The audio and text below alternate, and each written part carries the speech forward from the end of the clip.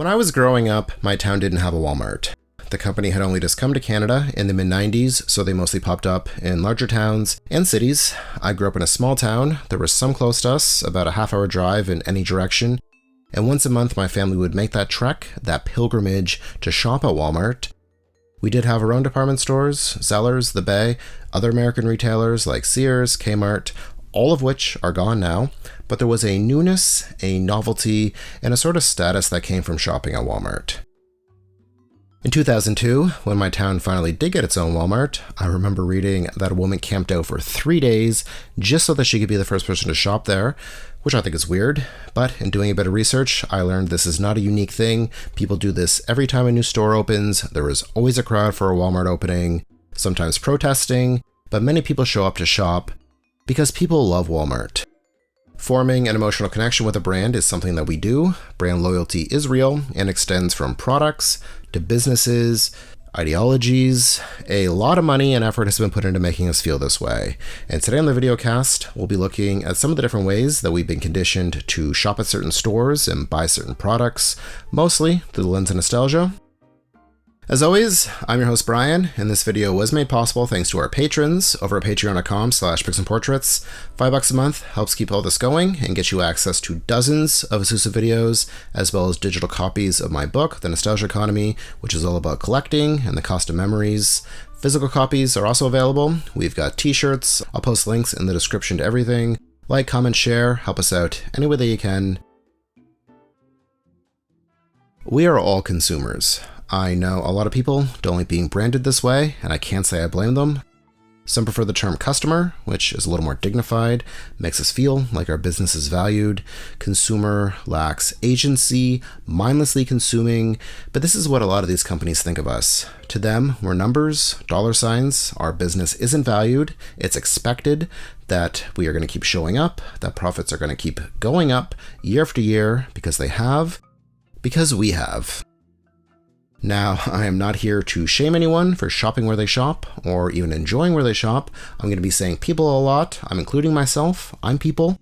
I've reconciled that this is just the world that we live in, and just because your happy memories took place somewhere designed to make as much money as possible doesn't make them any less meaningful. That's what I'm telling myself, at least. We talk about this a lot, the emotional cost of memories. I have a ton of great memories that involve shopping, mostly through their association with loved ones, going to the mall with friends and family. Malls have taken on a sort of mythical quality post-retail apocalypse because the way we shop and consume has changed so much in the last 20 years. The time before is looked back on fondly. We mourn dead malls and defunct retail chains, physical retail, physical media, video rental, renting a movie from Blockbuster. These clips often make the rounds. Do you remember the Walmart video game demo kiosks? Playing, looking up at the CRT, or the McDonald's N64 setup? Even though these things were filthy, the general consensus is that this was better, which is up for debate, but more effort certainly needs to be put into creating a more enjoyable shopping experience. Shopping has always been transactional, obviously, but stores used to be a lot warmer and more inviting. I feel like this is what a lot of people miss, besides, of course, being young. A century of advertising has convinced us products give our lives meaning, and that the places that sell us products are an essential part of our existence. We buy into these ideas. The products we purchase and the places we shop help define us. We are loyal to brands. We follow them like a cult, maybe a bit hyperbolic, but the tactics they employ to keep us coming back are in line with cults. Using our Walmart example, Walmart helps you live a better life. That was a motto: save money, live better. Walmart helps families like yours, keeping costs low. The lowest, that is Walmart's gimmick. It's friendly, super positive, the smiley face, the greeter. We're made to feel good. Love bombing. Isolation. Where else are you going to shop? In some cases, these stores are the only game in town. There is little competition. Where once there were multiple different retailers and department stores, most have gone under, leaving a select few. This is more common in smaller towns. A major criticism of Walmart is that it damages the local economy and small businesses by undercutting them, putting Main Street out of business.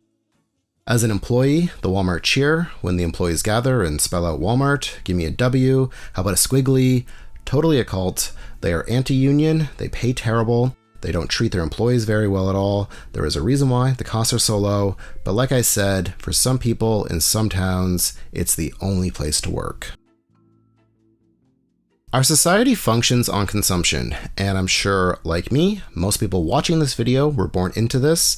The world I was born into was the supposed end of the Cold War, a period which saw a lot of Western companies and ideals enter the former Soviet Union. Pepsi, Pizza Hut, McDonald's. I'm fascinated by this stuff, brands and aesthetics that I'm familiar with, that I have nostalgia for, in a setting so different from what I've known. It's wild seeing them apply familiar marketing tactics to a market that had rejected this sort of thing for so long.